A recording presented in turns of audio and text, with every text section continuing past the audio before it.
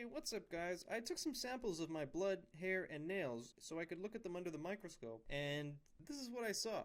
Now this is my blood. These are my white blood cells, and these are my red blood cells. The white blood cells fight off diseases, and the red blood cells transport oxygen throughout the body.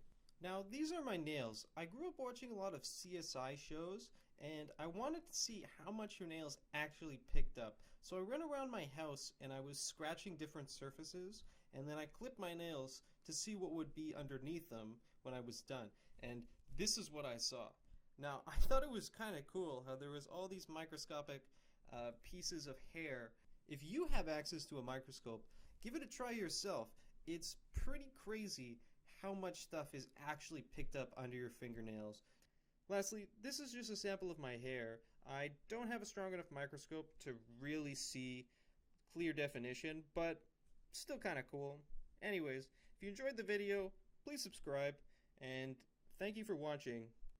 I'll see you next week. Peace out.